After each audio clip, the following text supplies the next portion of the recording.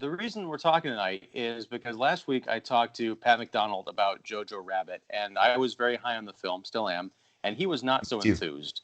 So you had said, if you want to talk about Jojo Rabbit, then, let's talk. And I had already kind of arranged to talk to Pat about it, but I figured it'd be cool to get a balanced, a couple of different opinions other than my own. So, yeah, here we are. We're here to talk about Taika Waititi's World War II Holocaust satire.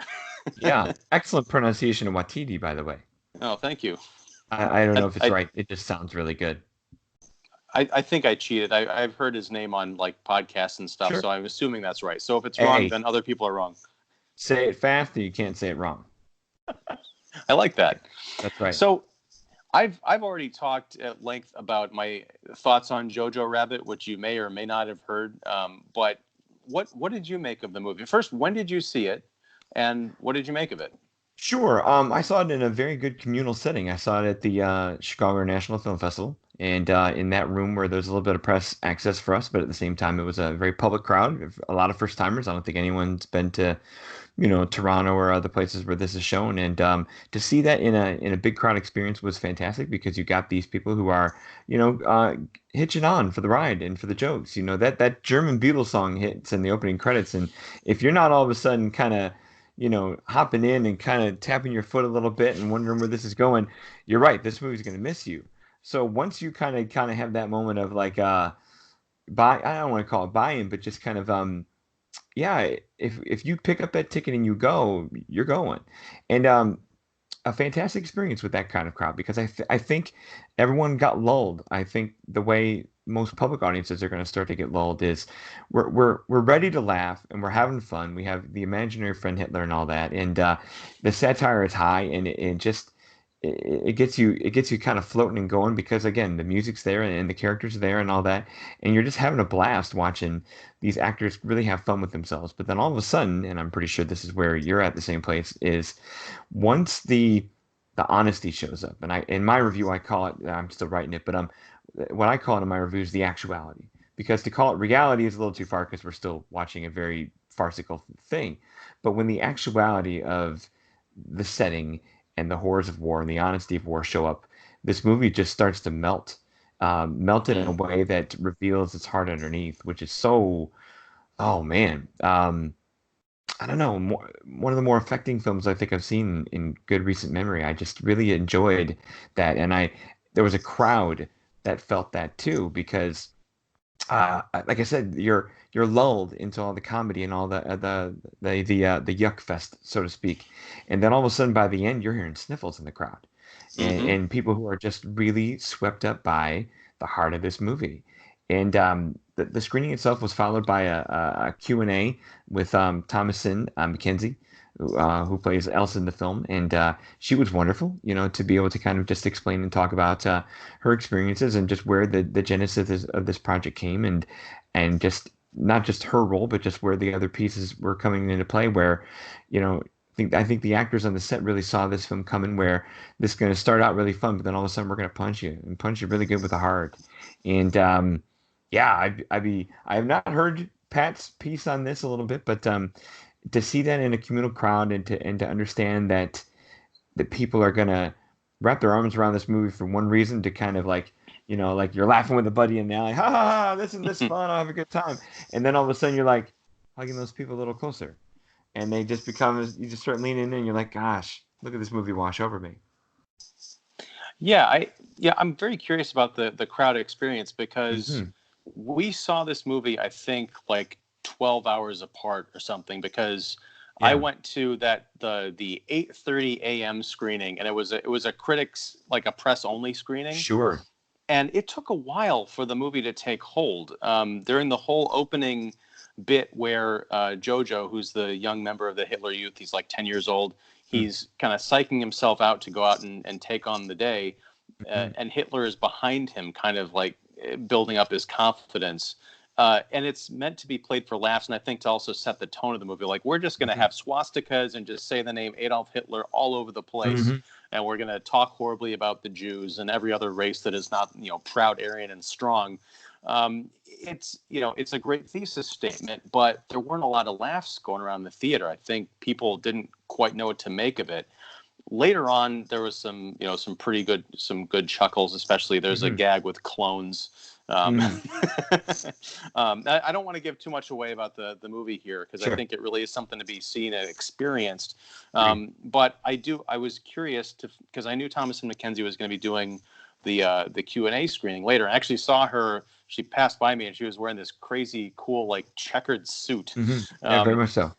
So the audience was the mix of the critical audience and the kind of regular festival paying crowd. They were into it. That's good to see, because I feel like that's a good barometer for how it's going to play generally. I agree. No, was Pat also at that same press screening as you? I don't remember. There were so many screenings last week. I can't remember who was where. Yeah, but no, if Pat was, you'd hear that guy laugh. That's for sure. You know what I mean? This is Pat we're talking about. So no, he was there. I remember. Yes. Sorry. You got to bring up the cackle, and all of a sudden you hear the Pat McDonald in the background, right? You should have like a sound effect that comes out of the screen, like just the Pat laugh. So hey, at least he laughed once or twice there. Yeah, and I think we had just kind of wanted and expected different things out of the movie. And, I guess one of my questions for you is, because this is kind of a hard sell.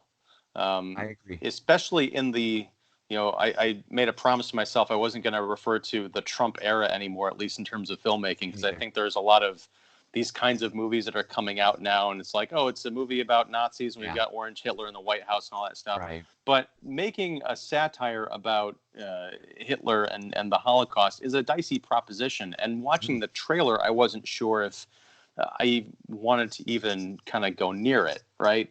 So what was your reaction when you first heard about the movie and saw the trailer? I'm a trailer avoider lately, but at the same time, I saw enough press on it to know where this was going. I kind of trusted Waititi. I knew that he wouldn't go into something lightly. I knew he wasn't going to be a scathing person. This isn't Quentin Tarantino making a movie. He was going to have a light touch, and the light touch is what I got. At the same time, afterwards, I kind of heard more about just like how he dressed like that on set, even when he was directing and not in his scenes, just to kind of keep that laugh level up and keep that kind of, not so much his methodness of character, because Thomasin McKenzie said he made it a point not to research a thing about Hitler. He did not want to honor that man with any kind of accurate portrayal in terms of, I think he put a German accent on, of course, but all that. But other than the mustache and the haircut, he wanted no picadillos, no quirks, no little asides about what the real Hitler was. He just wanted to be this little presence, and I like that. But I'm with you. I think I also try not to put that Trumpian stuff into the reviews because a lot of people just really, really want to project too much of that into too many movies, whether it's Joker or this or other things. So I kind of went into it. All right, let's have a satire, and I knew it would be lighthearted with Waititi there and some of the different parts to it, and especially when you hear the children are in there, you can make very easy laughs there.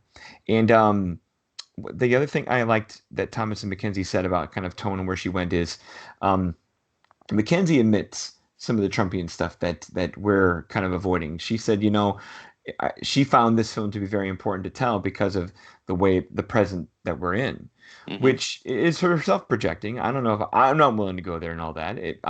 Don't get me wrong, the parallels are easy to draw. You can connect those dots just fine, but I'd rather watch it just as the movie it is. I'd rather keep it as the Nazi satire and not a parallel to today. And I know you can always apply a parallel, but I'm okay not doing that. I think it's still dicey though, because once you put that Hitler mustache on and you go for it, it's a challenge. The most complimentary thing I heard from McKenzie at her Q&A was she was very proud to see, because she did a ton of research. She did the Anne Frank and all that stuff like that.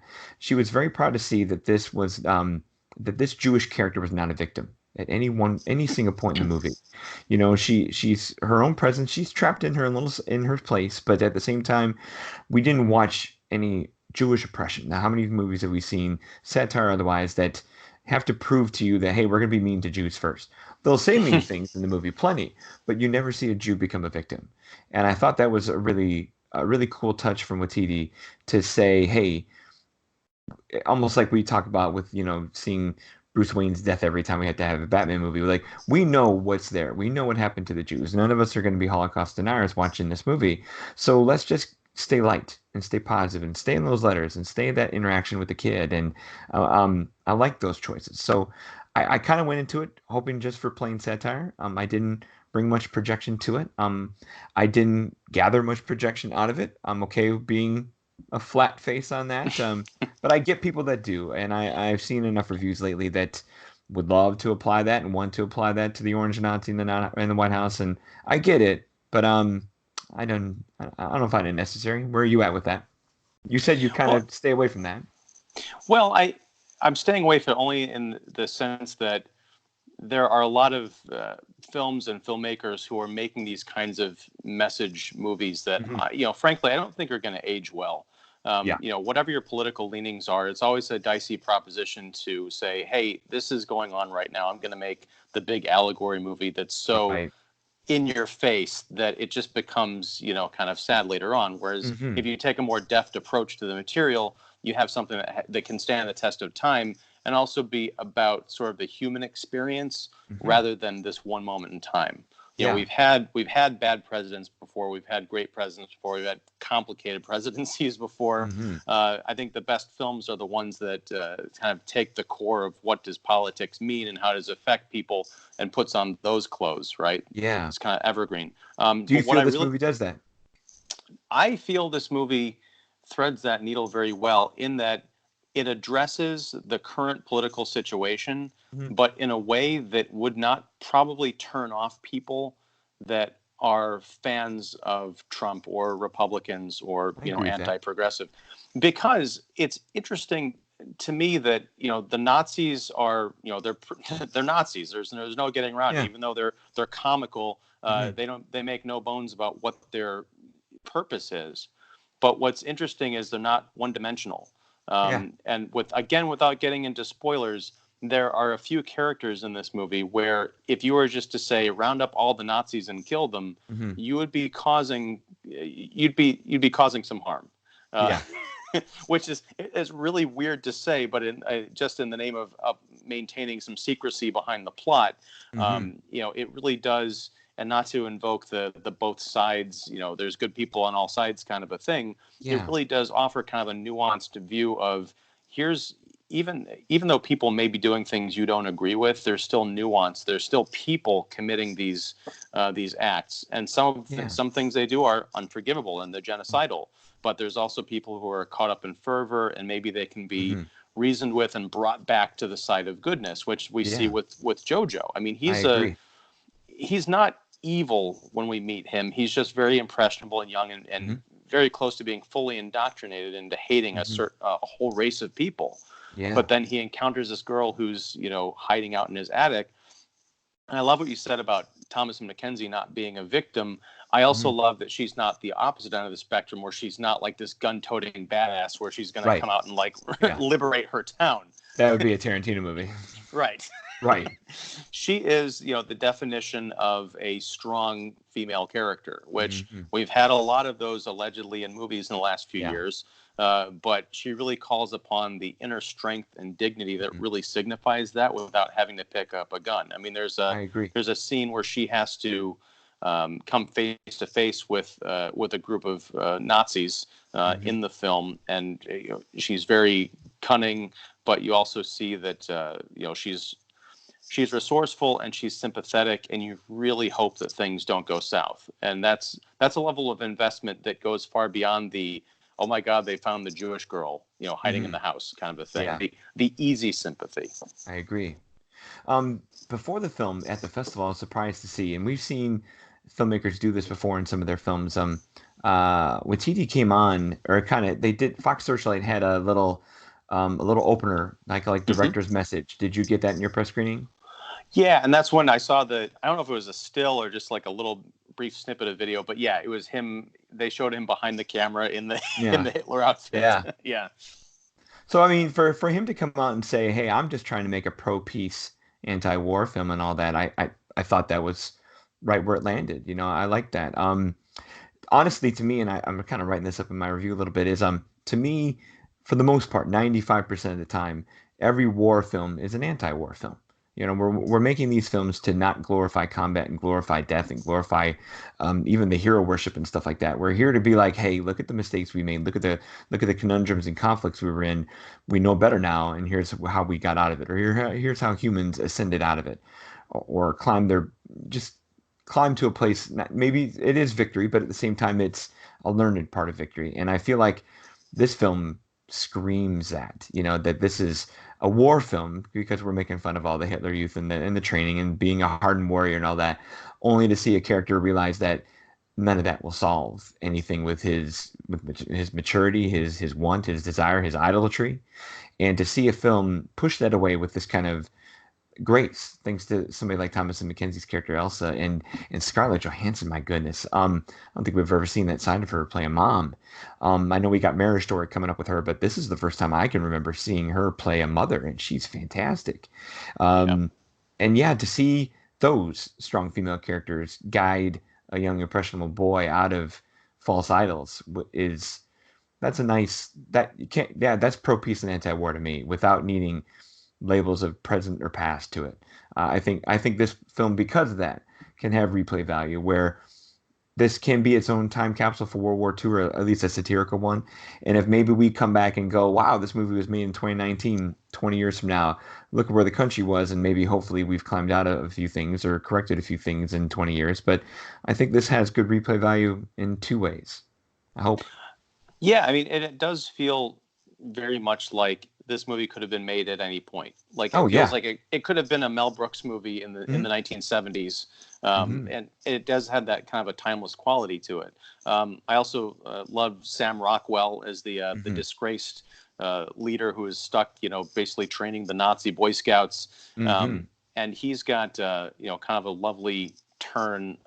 Yes, he Again, does. not to give anything away, but the last scene of the movie that he's in, talk about the kind of the tearjerker Mm-hmm. moment. It was just, Yep. and it's a credit to Waititi because 5 minutes before that, he was shown in the middle of combat, just being Mm-hmm. utterly Full length. ridiculous. Absolutely. Yes, yeah, just this Yeah. flamboyant kind of a thing that's meant as a sight gag, and then like 2 minutes after that, it goes from this flamboyant, like weird war sequence to one of absolute horror Mm-hmm. because you've got Jojo, running away, trying to avoid getting blown up or shelled by all the different Mm-hmm. factions that are shooting each other, and it's as harrowing as a scene out of Private Ryan. I agree. Um, I don't know how you balance all that, but he Yeah. really did it.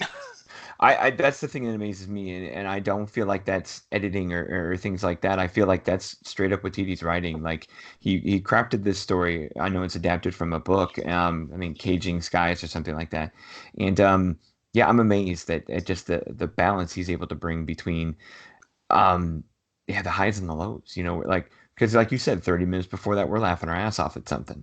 30 minutes after it, we're reaching for tissues, wondering how we got here. And to see that, and then yeah, the lightness of its final scene, where we're just here to dance, Hmm. and just to have the simplicity of where we started with a large, loud dance through the woods with Hitler and everything. We end with just this little groove, and that's right smack dab where that movie should be. And I'm just endlessly impressed by what that has. I think a good little ingredient to that is Michael Giacchino's music.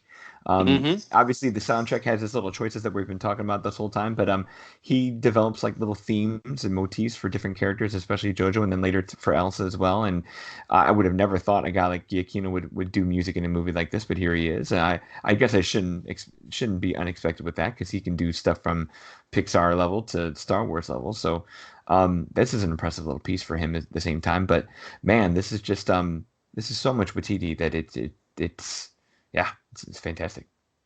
I'm glad you brought up Michael Giacchino's score because I got to go look it up now Hmm. because I don't know if you have followed his career, but he always names his tracks something like really weird and Mad Yeah, Magazine-y. like really jokey for stuff. for this movie, I have the soundtrack, or I borrowed the soundtrack. A little shout out to Hoopla Digital, the app from your public library. But the JoJo soundtrack is available via free if you have a library card via Hoopla, and the tracks on there for a change are like JoJo's theme, pretty straight up titles. No Oh, puns, okay. no puns. So I see your little squint of disappointment. That's all right.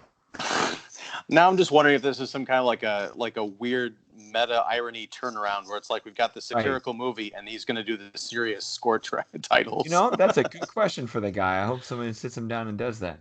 Mm. Hmm. Well, speaking of which, I'm glad we sat down and talked about Jojo Rabbit for a little bit. Was there anything that you wanted to like touch on that we haven't covered? I feel like this is a brief conversation, but without getting full spoilers, I think this Totally okay. is about as good as we can get. No, I think this, like you said, can a communal audience, can an American audience embrace a movie like this? I think the answer is yes and no at the same time.